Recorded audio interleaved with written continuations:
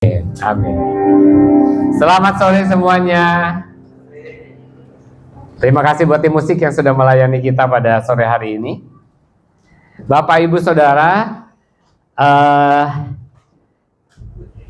kita hari ini hidup di dalam sebuah musim kehidupan di mana banyak orang hidup dalam mode bertahan hidup dan bukan benar-benar hidup.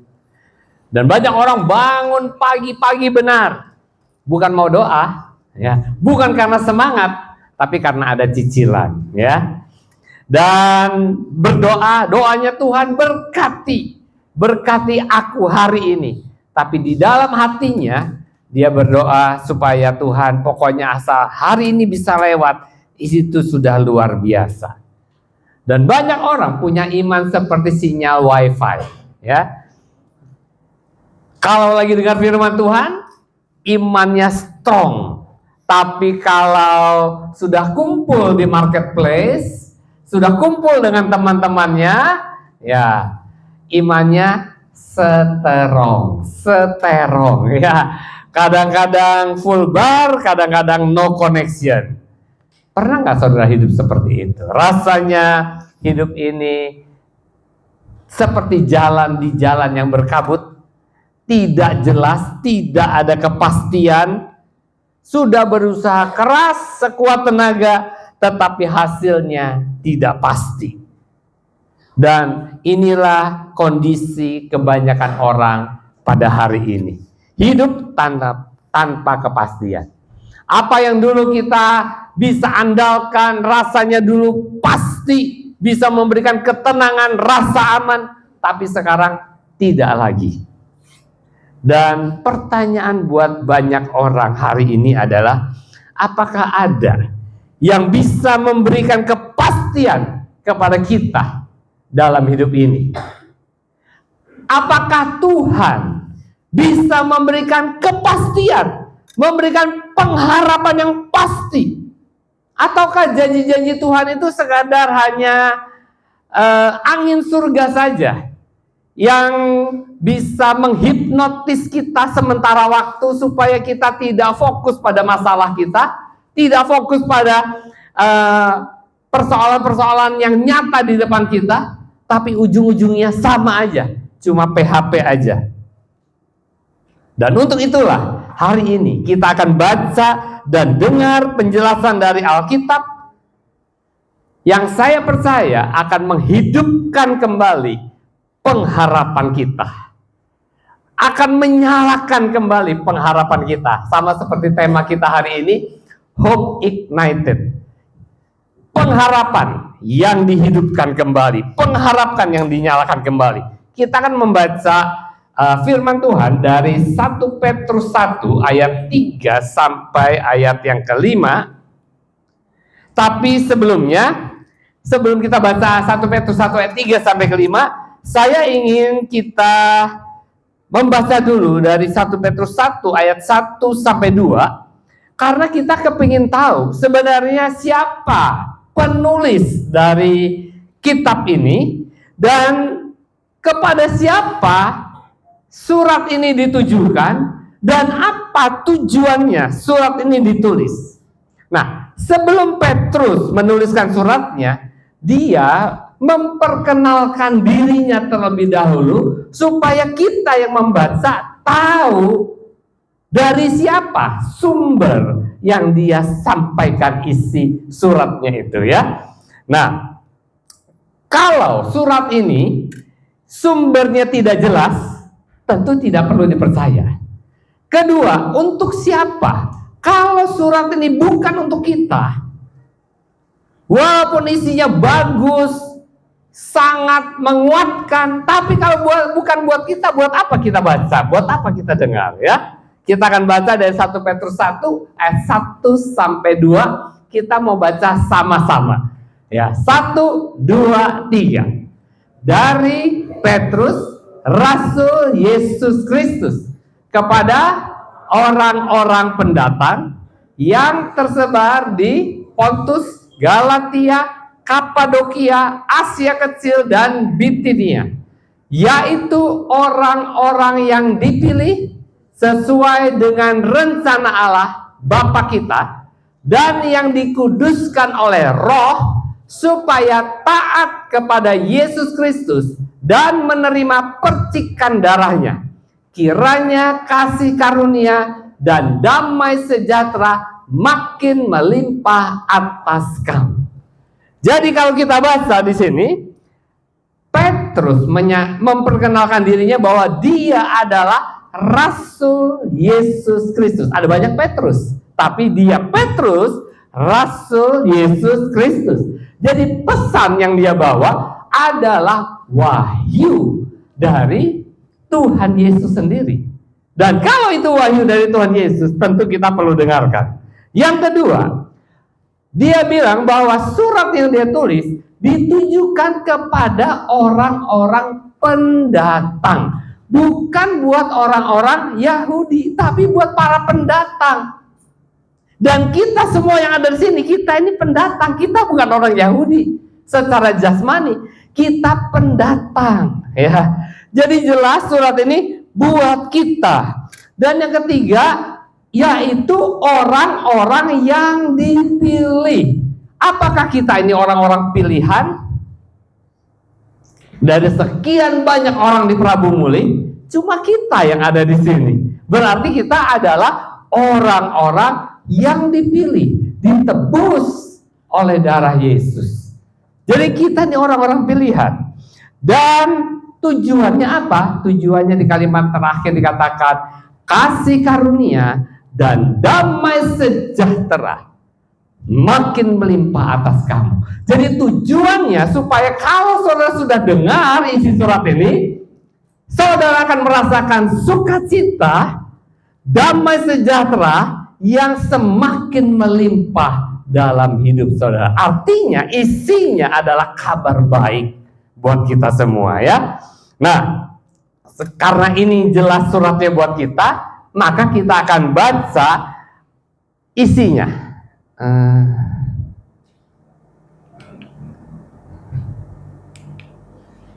Isinya itu dari 1 Petrus 1 ayat 3 sampai 5. Kita akan baca ayat ini dalam 3 terjemahan. Dalam versi terjemahan baru 2, dalam versi The Message, dan dalam versi Easy to Read version. Pak, kenapa mesti 3? Emang 1 nggak cukup? Ya, saudara, Alkitab ditulis dalam beberapa versi. Tujuannya apa? Tujuannya karena setiap penulisan diterjemahkan dari bahasa aslinya, mereka tuh bisa melihat sisi-sisi yang tidak bisa dilihat oleh terjemahan yang lain. Contohnya nih, contoh aja ya, ilustrasi. Kalau saya berdiri di sini, orang yang duduk di sebelah kiri saya bisa lihat saya lebih jelas yang sebelah kiri saya. Yang bagian sebelah kanan saya kurang jelas mereka lihatnya. Orang-orang sebelah kanan saya bisa lihat bagian kanan saya lebih jelas. Kalau misalnya di sini tiba-tiba ada bercak-bercak putih, yang sebelah kiri nggak bisa lihat, yang sebelah kanan bisa lihat. Dan yang depan juga melihat dari sisi yang lain. Demikian juga kita mau lihat dari 3 sisi dari 3 terjemahan ini supaya kita bisa lihat secara lengkap, karena ini penting buat kita, ya. Yang pertama dari terjemahan baru 2. Oh ini.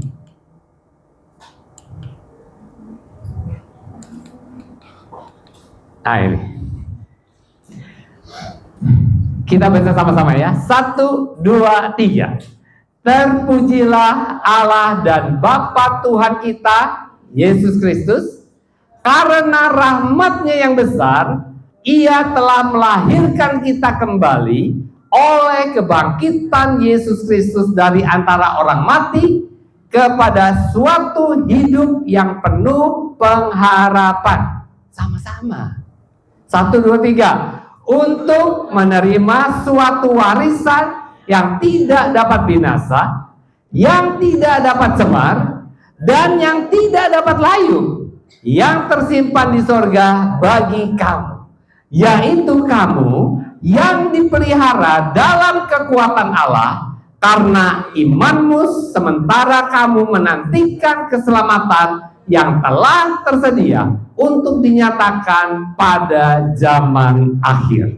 Jadi dari ayat ini kita bisa melihat bahwa karena rahmat-Nya yang besar, Dia telah melahirkan kita kembali oleh kebangkitan Yesus Kristus dari antara orang mati kepada suatu hidup yang penuh pengharapan. Ya, sekarang kita baca dari The Message. The Message dia bilang gini. Nah, ya, saya yang baca ya. Praise be the God. Bukan. What a God we have. Ya. And how fortunate we are to have Him, this Father of our Master Jesus. Because Jesus was raised from the dead, we've been given a brand new life and have everything to live for, including a future in heaven, and the future starts now. God is keeping careful watch over us and the future. The day is coming when you will have it all, life, health, and whole. Jadi kalau kita baca ayat ini dalam bahasa Inggris, dia bilang betapa luar biasanya Allah yang kita miliki, betapa hebatnya Tuhan yang kita miliki.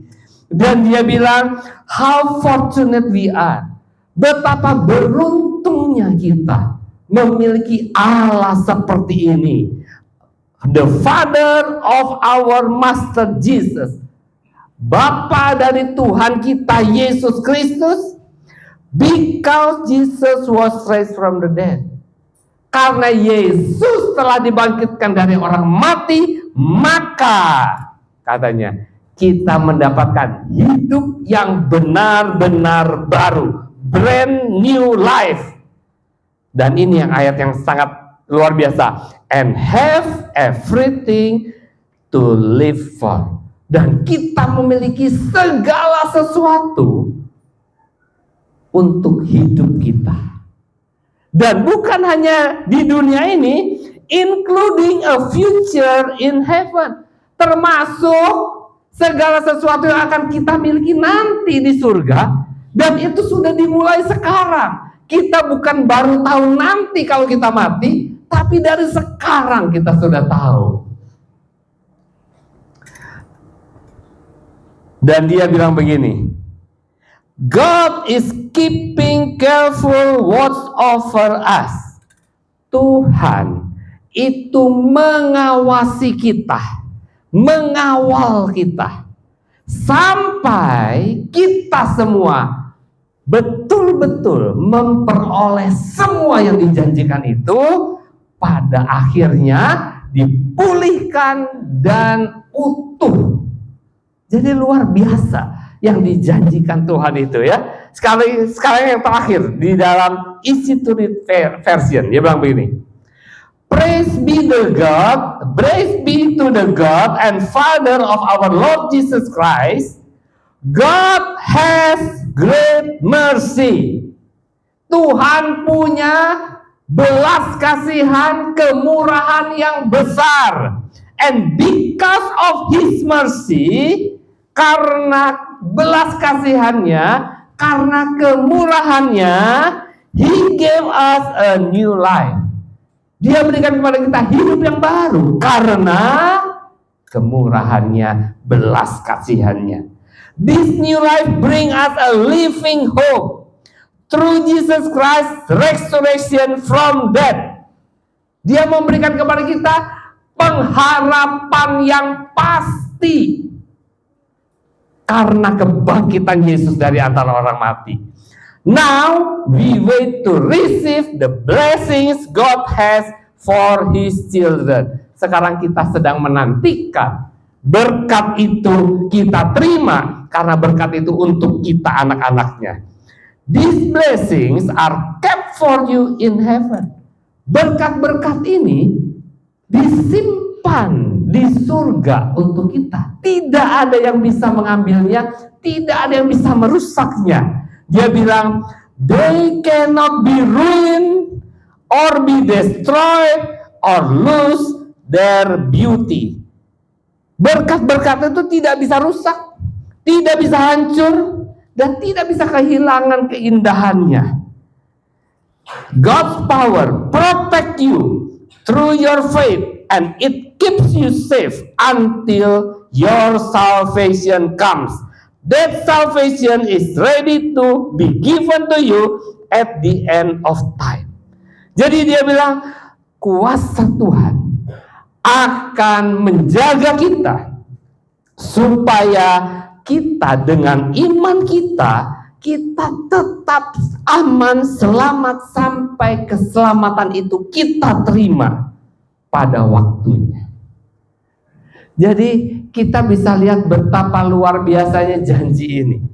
Janji ini sangat luar biasa karena apa? Yang pertama, janji ini sangat luar biasa karena janji ini diberikan kepada kita bukan karena prestasi rohani kita, bukan karena kebaikan kita, bukan karena perbuatan kita, tetapi janji ini diberikan pertama-tama karena kemurahan Tuhan yang besar, karena rahmat yang besar, because of His mercy.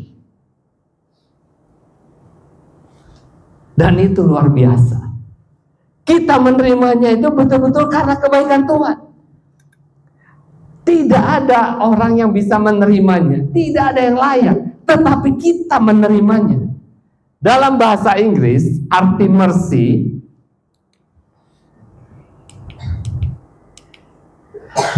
is not merely love in feeling. More than that, mercy is love in action toward the undeserving. Kemurahan hati itu bukan perasaan cinta. Belas kasihan itu bukan sekedar perasaan cinta, tapi lebih dari itu, cinta yang dinyatakan kepada orang yang tidak layak mendapatkannya.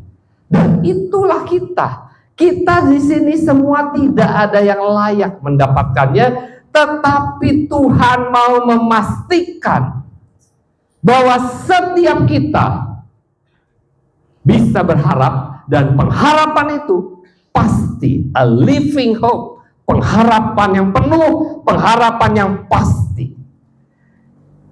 Dan kalau kita lihat apa yang disebut dengan belas kasihan yang ditulis di dalam 1 Petrus 1 ayat 3 sampai 5, ini saya mau kasih contoh ya. Satu hari ada seorang ibu, dia itu minta pengampunan dari Kaisar Napoleon Bonaparte, kaisar dari Prancis waktu itu. Jadi ibu ini punya anak, anaknya adalah tentara bawahannya Napoleon Bonaparte, dan anaknya ini telah melakukan 2 kali kesalahan. Kesalahan yang pertama diampuni oleh Napoleon, tapi kesalahan kedua itu tidak bisa ditolerir lagi. Dan Napoleon bilang begini, berdasarkan asas keadilan, ia harus dihukum mati. Berdasarkan asas keadilan, ia harus dihukum mati. Tapi ibu ini luar biasa. Ibu ini bilang begini ya, yang saya minta kepada Anda itu bukan keadilan, tapi belas kasihan, mercy, belas kasihan. Napoleon Bonaparte bilang begini, tapi ya, anakmu tidak layak menerima belas kasihan. Anakmu tidak layak. Your son not deserve to receive mercy. Lalu ibu ini ngomong lagi, kalau anakku layak menerima belas kasihan, maka itu bukan belas kasihan. Kalau Anda punya belas kasihan, saya minta belas kasihan itu untuk anak saya. Kalau Anda punya belas kasihan. Waktu Napoleon dengar gitu, dia merasa, waduh, masa aku nggak punya belas kasihan? Akhirnya dia bilang, oke, aku punya belas kasihan. Aku akan berikan belas kasihan itu kepada anakmu. Dan anaknya tidak jadi dihukum. Bukan karena dia tidak bersalah, bukan karena dia baik, tetapi karena belas kasihan yang diberikan oleh Napoleon kepada anak itu. Dan itu juga yang kita terima dari Tuhan. Kita tidak layak. Apapun yang saudara lakukan, tidak ada yang membuat saudara jadi layak untuk menerimanya. Tapi karena Tuhan punya great mercy, maka kita semua berhak menerima janji-janji Tuhan. Itu yang pertama. Ya, karena itu janji luar biasa. Yang kedua, kenapa janji ini luar biasa? Karena kalau kita baca, karena janji ini kita terima, pengharapan yang pasti ini kita terima karena kebangkitan Yesus dari antara orang mati. Artinya, karena Yesus sanggup mengalahkan kematian, musuh terbesar manusia, maka kita punya pengharapan yang pasti bahwa apa yang kita harapkan itu juga pasti bisa digenapi oleh Tuhan. Banyak orang berharap pada manusia, pada perusahaan-perusahaan, dan akhirnya pengharapan mereka gagal pada akhirnya. Mereka dikecewakan. Banyak orang berharap pada perusahaan-perusahaan asuransi, tapi perusahaan asuransi mengecewakan mereka. Itu bedanya janji Tuhan dengan janji manusia. Janji Tuhan itu pasti dapat digenapi karena Tuhan sudah membuktikan Dia sanggup mengalahkan kematian. Beberapa tahun yang lalu, kalau saudara ingat, ada sebuah asuransi BUMN yang sangat besar yang gagal bayar, dan banyak sekali orang jadi korbannya. Ya, padahal katanya asuransi itu sudah umurnya ratusan tahun, dan biasanya asuransi itu diasuransikan lagi di perusahaan-perusahaan asuransi yang lebih besar. Tetapi faktanya sampai hari ini ada banyak orang di perusahaan yang ikut jadi nasabah di perusahaan asuransi BUMN tersebut sampai hari ini juga tidak menerima manfaat dari apa yang dijanjikannya. Kenapa? Karena manusia, karena perusahaan, semuanya tidak bisa memberikan kepastian, tetapi Tuhan bisa memberikan kepastian kepada setiap kita karena Yesus bangkit dari antara orang mati. Dan yang ketiga, kenapa janji ini begitu luar biasa? Karena janji ini dikatakan bahwa kita akan menerima warisan. Dan warisan ini adalah warisannya adalah suatu hidup yang baru. Saya baca dalam bahasa Inggris, and have everything to live for, including a future in heaven, and the future starts now. Warisan ini adalah segala sesuatu yang kita butuhkan selama kita hidup di dunia ini dan nanti di surga, dan itu semua sudah dimulai sekarang. Kenapa? Karena warisan di mana-mana bisa kita terima kalau yang memberi warisan sudah mati. Dan luar biasanya Yesus sudah mati. Kenapa dia mati? Supaya memastikan saudara sekarang juga sudah punya hak untuk memperoleh apa yang dijanjikan. Tapi Yesus tidak mati selamanya, dia hanya mati 3 hari, dia bangkit dari antara orang mati. Dikatakan He watched over us. Dia memperhatikan kita, Dia mengawal kita supaya Dia mau memastikan supaya kita menerima semua janji-janjinya. Dan itu yang tidak pernah dimiliki oleh orang-orang dunia yang tidak percaya kepada Yesus. Semua orang di dunia ini hidup dalam ketidakpastian. Bukan karena tidak punya pengharapan, bukan. Mereka punya pengharapan, tapi pengharapannya juga tidak pasti. Hidupnya tergantung dengan keadaan. Kalau keadaannya baik, dia ikut baik. Kalau keadaannya jelek, ikut jelek. Naik turun sesuai dengan kondisi dunia ini. Dan mereka selalu hidup dalam kecemasan, hidup dalam kekhawatiran, karena segala sesuatu yang ada di luar mereka tidak bisa mereka kontrol. Satu hari ada seorang perwira angkatan laut Amerika,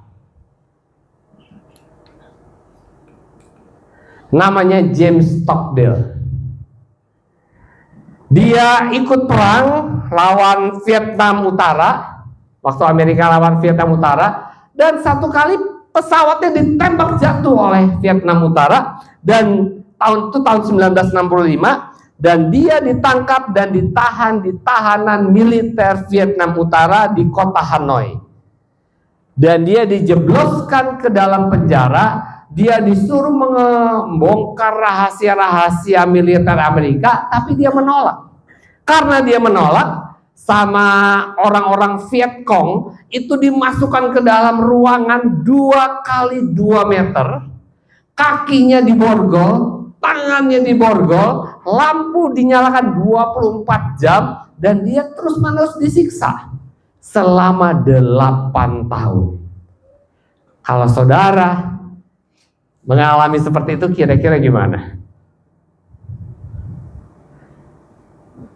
Kalau nggak gila aja sudah untung. Dan karena siksaan yang begitu berat, akhirnya kakinya patah 2 kali, dan dia sampai akhirnya dia bisa keluar, dia tidak bisa berjalan sampai akhir hidupnya. Dan karena setelah 8 tahun perang antara Amerika dan Vietnam berhenti, selesai, dia dilepaskan dan dia diberikan gelar perwira tingkat 3 di Amerika. Tahun 1995, seorang jurnalis namanya James Collins, dia mewawancarai James Stockdale dalam bukunya Good to Great. Dan dia menanyakan satu pertanyaan kepada James Stockdale. Dia tanya begini, siapakah orang-orang yang tidak tahan sampai akhir dalam penjara di Vietnam Utara? Siapa saja yang akhirnya tidak bisa bertahan selama 8 tahun itu? Dan James Stockdale bilang begini, oh itu mudah jawabnya. Mereka yang tidak tahan adalah orang-orang yang optimis. James Collins heran loh, kok malah orang-orang optimis yang tidak tahan? Mestinya orang-orang optimis justru yang tahan. Tapi James Stockdale bilang begini, orang-orang optimis itu berkata, kita pasti dibebaskan nanti. Waktu Natal kita pasti dibebaskan. Ternyata tidak dibebaskan. Mereka bilang, oh kalau gitu nanti Paskah pasti kita dibebaskan. Ternyata tidak dibebaskan. Oh mungkin Natal tahun depan, tahun depan juga tidak dibebaskan. Paskah tahun depan juga tidak dibebaskan. Optimisme mereka itu selalu menemui kegagalan dan kekecewaan. Dan makin lama akhirnya mereka putus asa. Dan gara-gara mereka putus asa, akhirnya mereka ada yang bunuh diri, ada yang mati mengenaskan. Nah, optimis yang dimaksud oleh James Stockdale adalah orang-orang yang menyangkal realitas dengan memasukkan pikiran-pikiran positif ke dalam pikiran mereka. oh semua pasti baik-baik saja. Perusahaan sudah mau bangkrut, mereka bilang tidak, perusahaan pasti sukses dan mereka pasti naik gaji. Tahu-tahu di PHK. Ya, ada orang yang sakit, dia bilang, oh saya sehat-sehat saja. Itu bukan optimis yang benar. Itu bukan iman. Yang benar, kita itu harus mengakui realitas. Realitas itu benar, tetapi kita tetap percaya bahwa janji Tuhan itu pasti digenapi pada akhirnya. James Stockdale, kenapa dia bisa bertahan? Dia bilang begini, dia menerima kenyataan bahwa dia mungkin akan berada di sana bertahun-tahun. Dia sudah mempersiapkan mentalnya bahwa dia akan ada di sana dalam jangka waktu yang mungkin tidak sebentar. Tetapi dia tetap percaya bahwa janji Tuhan itu pasti digenapi. Dan inilah yang disebut dengan Stockdale Paradox. Ya, dikenal di dunia bisnis dengan nama Stockdale Paradox. Berani menghadapi realitas yang sulit, tetapi tidak kehilangan harapan. Dan pengharapan seperti inilah yang dijanjikan di dalam 1 Petrus 1 ayat 3-5. Kita ini pendatang di dunia ini. Kita ini khususnya di Indonesia, kita ini minoritas. Kita ini ditolak. Kita ini dihalang-halangi. Kita ini ditekan. Kita ini berusaha disingkirkan. Dan itu realitas, itu fakta. Tetapi walaupun kita mengalami banyak tekanan, kita banyak mengalami penolakan, tetapi kita percaya bahwa pengharapan kita di dalam Tuhan itu ya dan amin. Pengharapan kita itu pasti. Petrus tidak menyuruh kita menyangkal. Petrus menyuruh kita menerima, memang kita pendatang, memang kita menderita banyak aniaya, tetapi karena anugerah Tuhan, karena pengharapan yang di dalam Tuhan, karena janji Tuhan, karena Yesus bangkit dari antara orang mati, kita yakin, kita percaya, kita akan menerima jawaban dari doa-doa kita. Kita akan melihat janji Tuhan digenapi dalam kehidupan kita. Jadi dari 1 Petrus 3 ayat 1 Petrus 1 ayat 3-5 ini ada 3 hal yang penting yang saya mau summary-kan. Yang pertama, pengharapan itu kita terima karena rahmat Tuhan, karena belas kasihan Tuhan, bukan karena perbuatan, bukan karena prestasi kita. Kita tidak layak menerimanya, tetapi karena anugerah, karena belas kasihan Tuhan, kita menerima pengharapan yang pasti. Yang kedua, kuasa Tuhan itu tidak terbatas, unlimited. Kebangkitan Yesus dari antara orang mati itu menunjukkan, membuktikan bahwa kuasa Tuhan itu sanggup mengalahkan maut, musuh terbesar manusia. Dan inilah yang memberikan kita satu pengharapan yang pasti bahwa kita akan menerima apa yang dijanjikan oleh Tuhan. Dan yang ketiga, bahwa kesetiaan Tuhan itu dapat diandalkan. Kita tidak bisa mengandalkan yang lain selain dari kasih, kecuali dari kesetiaan Tuhan. Tuhan itu betul-betul kalau sudah janji, dia setia sampai janji itu digenapi. Makanya 1 Yohanes 5 ayat 13 dikatakan, semuanya ini kutuliskan kepada kamu, supaya kamu yang percaya kepada nama anak Allah tahu apa? Bahwa kamu memiliki hidup yang kekal. Bukan hanya di dunia ini, tapi sampai kekekalan. Semuanya dijanjikan Tuhan, dan Dia menjamin bahwa semuanya itu akan kita dapatkan. Tuhan tidak pernah mengecewakan orang-orang yang berharap kepada Tuhan, karena Dia Allah yang setia. Karena itu mari kita membangun pengharapan kita, membangun pengharapan kita kepada Tuhan. Dengan cara apa? Dengan cara mengenal Tuhan lebih lagi. Mengalami Tuhan itu membuat kita semakin percaya kepada Tuhan. Tidak mungkin kita bisa lebih percaya kepada Tuhan kalau kita tidak punya pengalaman pribadi bersama dengan Tuhan. Itulah sebabnya penting kita hadir dalam setiap pertemuan-pertemuan kesan. Kita perlu hadir dalam pertemuan-pertemuan ibadah. Makanya Tuhan bilang janganlah menjauhkan diri dari pertemuan-pertemuan ibadah seperti dibiasakan oleh beberapa orang, tetapi semakin seringlah melakukannya menjelang hari Tuhan yang semakin mendekat. Karena di dalam pertemuan-pertemuan ibadah itulah kita melihat, kita belajar dari pengalaman-pengalaman orang lain, bagaimana Tuhan itu setia kepada janjinya. Dan kalau Tuhan setia kepada orang lain, Tuhan juga setia kepada kita. Kalau Tuhan menjawab doa orang lain, Tuhan juga menjawab doa-doa kita. Dan pengharapan kita itu pengharapan yang pasti. Apapun boleh terjadi dalam hidup ini. Tidak ada yang kita bisa kontrol di luar kita. Tetapi karena Yesus, Dia bangkit dari antara orang mati, maka kita punya kepastian. Saya minta tim musik bisa maju. Satu hari ada seorang jurnalis yang sangat brilian dan sangat terkenal dari Inggris. Dia namanya Malcolm Mulgerid.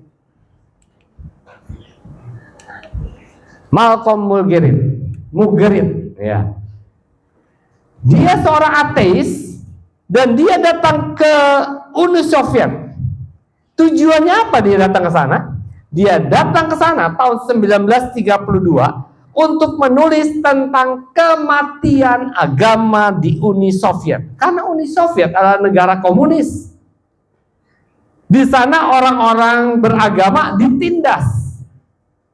Dan Mulgerid datang ke sana, tujuannya dia mau menulis bagaimana kekristenan hancur di sana. Jadi datanglah dia ke Uni Soviet, ke Moskow. Dia datang ke satu gereja Kristen Ortodoks di kota Moskow pada hari Paskah. Dan dia berharap, waktu dia datang, dia berharap gereja itu sepi. Yang datang hanya orang-orang tua, dan orang-orang tua itu mukanya sedih, menangis karena menderita. Itu harapannya Mulgerid. Tapi waktu dia datang, dia kaget sekali karena walaupun di Uni Soviet kekristenan ditekan, dianiaya, tetapi gereja penuh dan banyak orang-orang muda. Dan orang-orang itu wajahnya semuanya ceria, penuh dengan sukacita. Dan sukacita yang ditampilkan itu bisa mempengaruhi Mulgerid, sehingga dia juga bisa merasakan kasih yang luar biasa, sukacita yang luar biasa dari orang-orang yang hadir di dalam gereja Ortodoks tersebut. Dan dia bilang, ini satu fenomena yang betul-betul tidak bisa dijelaskan secara akal, katanya.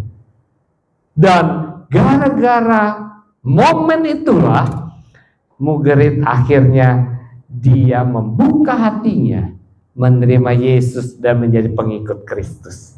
Dan sejak itu, dia mulai menulis buku-buku Kristen. Dan salah satu buku yang sangat terkenal adalah Jesus Rediscovered. Yesus yang ditemukan kembali. Siapa yang menemukan? Dia. Dia yang menemukan kembali Yesus. Dan dia akhirnya menjadi penulis buku-buku Kristen. Saudara, kuasa Allah tidak terbatas. Dia bisa bekerja lewat apa saja. Dia mewujudkan semuanya itu karena dia Allah yang Maha Kuasa. Dia sanggup pakai segala macam cara, momen untuk menjangkau, menjamah banyak jiwa. Dan kalau kita hari ini ada di sini, kita harus tahu bahwa kita punya pengharapan yang sama. Keluarga kita, pasangan kita, anak-anak kita, orang tua kita, teman-teman kita, mereka semua yang tidak punya pengharapan, kita bisa bawa datang kepada Tuhan, dan mereka bisa memiliki pengharapan yang sama seperti kita.